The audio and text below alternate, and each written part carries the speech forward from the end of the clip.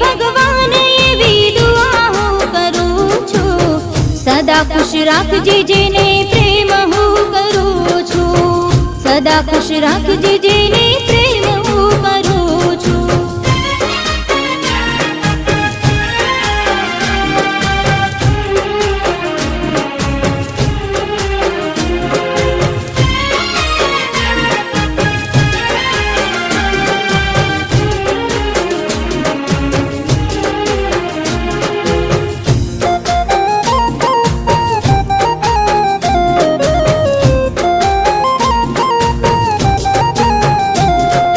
મનથી ને તનથી મારા